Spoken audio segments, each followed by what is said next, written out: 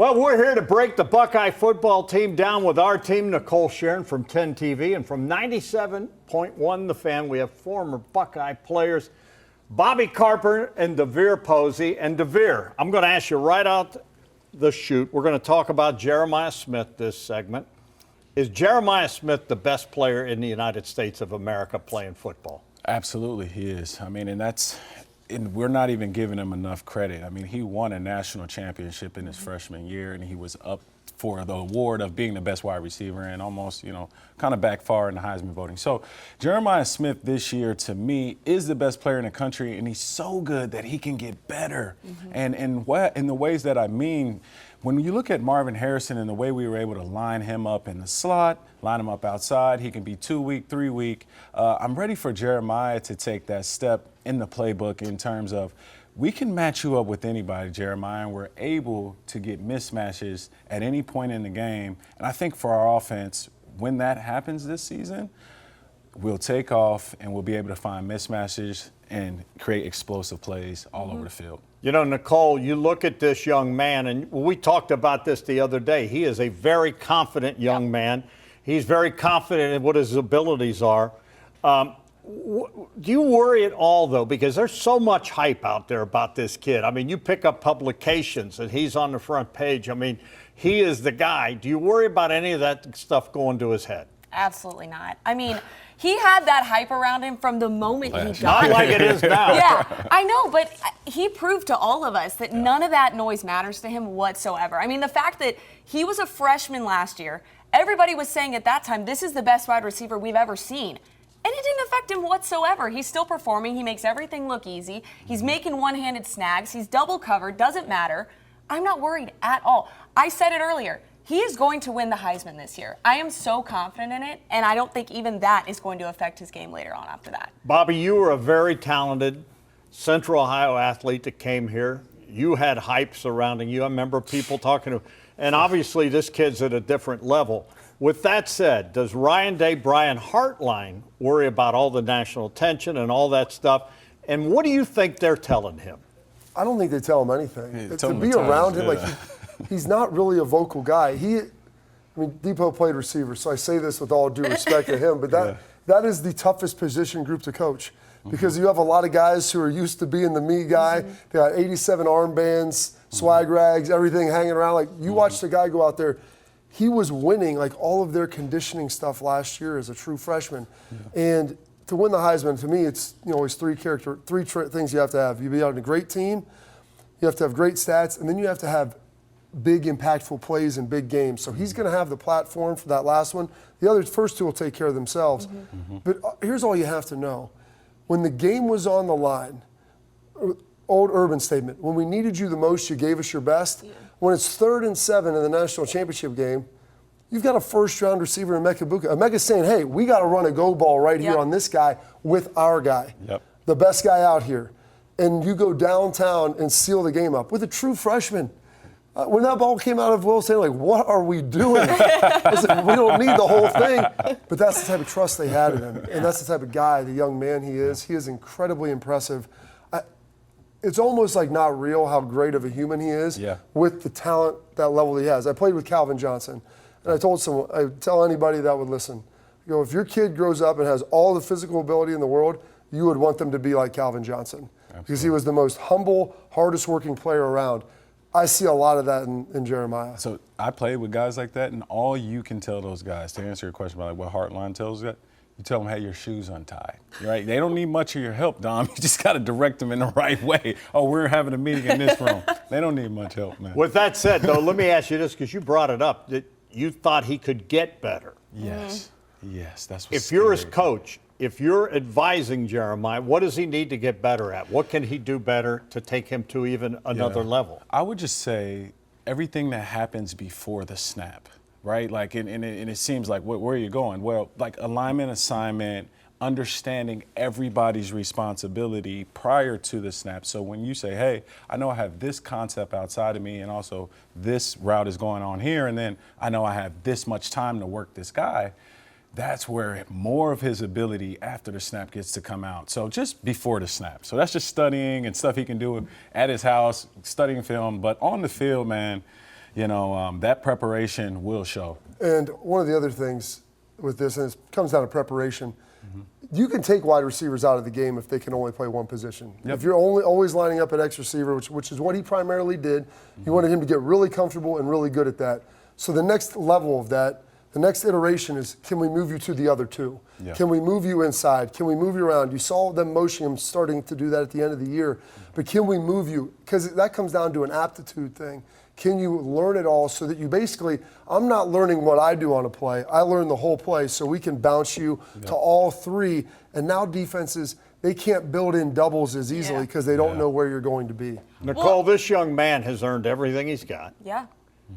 And, he's obviously got God-given talent. I mean, you I'm look convinced at he's not a real human. Yeah, Like, But with he's- that said, I watched this kid, and you watch this kid. He works at his craft. I Yes. mean, he's earned this. Oh, yeah, he's a workhorse. That's exactly how I would describe him. I remember one of the first press conferences that they held last season, they described him as, this is a guy that looks like he's had 10-plus years in the league already.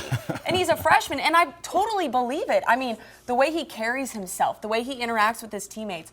As a freshman, you're walking that tight line of you don't want to step on the older guy's toes and be the guy, but you want to be that leader. And I think we saw it right away how respected he was by the older guys, by a Will Howard, by an Emeka who's in that receiver room. And we've talked about him and what he went through, kind of trying to find his place as the guy. And then you've got a guy like Jeremiah Smith coming in. So he earns that title. I mean, workhorse is the exact definition. Also, if you just look at him from a purely eye test standpoint, the way he has, his structure, the way he looks so built and like a dog this season compared to last year, it's kind of insane. Honestly, it's terrifying in the best way.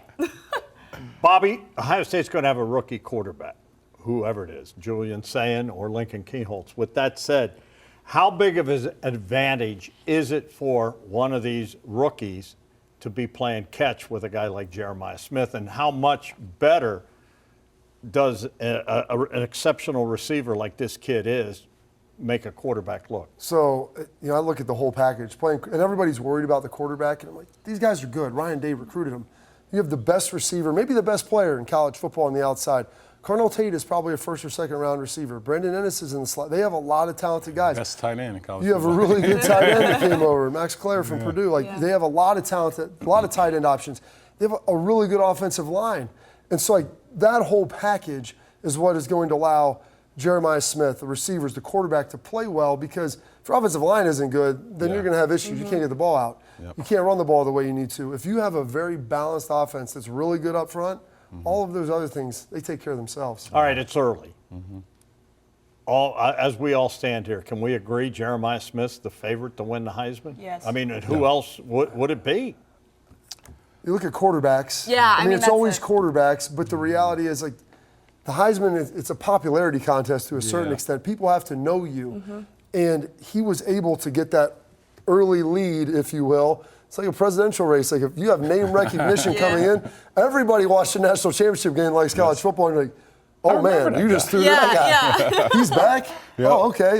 This guy's got to be pretty good. So I would have to say he's the favorite. There's probably some other quarterback. You got Arch Manning, and some of the other quarterbacks that might be returning. Klubnik Has played really well. So there's some other guys, but as we stand here with all of us right now, can we agree, though, that this kid is going to be, I'm going to say in New it. York. I think he's going to go to New York, and I also think he's going to go down as the greatest receiver in Ohio State history. And I think he's going to come back from New York with the Heisman Trophy. I just feel like when you bring up the quarterbacks, they have to obviously prove that they deserve that. In my eyes, Jeremiah Smith has already proved it. I have already seen enough. And it's only, like you said, it's only going to go up from here. Yeah. So I really don't know what kind of quarterback or player could really jump him in that race, personally. But, the season, a lot can happen. You played the position. Is he going to be the greatest? So we've done a lot of these shows around this time of year, and in the past 4 or 5 years, I think it goes back to Chris Olave, Garrett Wilson, JSN. But this guy even seems to have a different level. Well, what I'm saying is, I'm not comparing them to those guys. It's just out of all those guys I mentioned,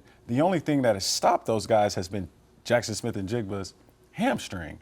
And so health is something with Jeremiah that is truly an issue, I think going into those years with Marvin Harrison, we were tracking their miles.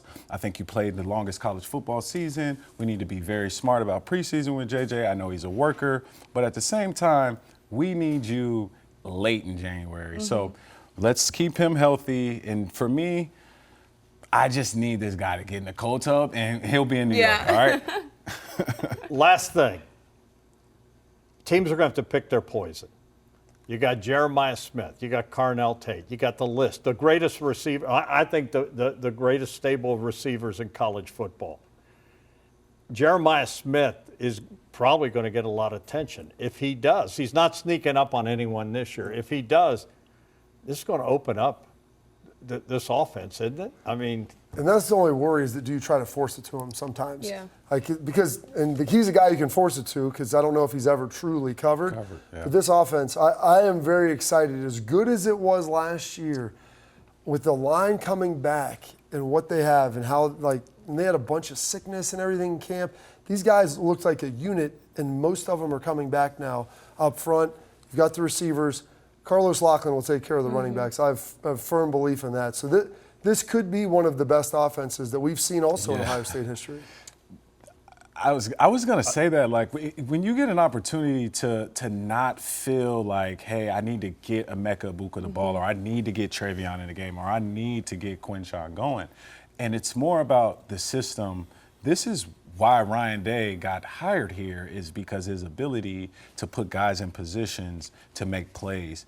And so without that over your head of, hey, I need to get this guy the ball, obviously you can do so much window dressing and different looks with Jeremiah, but it allows you to say, we can get back to the system and attacking defenses. and I think Ryan's licking his chops.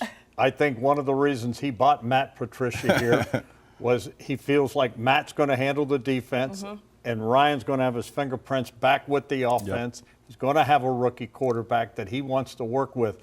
But with the weapons he has, and if you're an offensive-minded coach like he is, how could you not be licking your chops with these pieces you have? Go ahead. One of the things they did last year, and I'm curious to see how they manage it, because before was, and you remember the Michigan State game from a couple years ago where they scored 49 points in the first half, 7 possessions, 7 touchdowns. Yeah.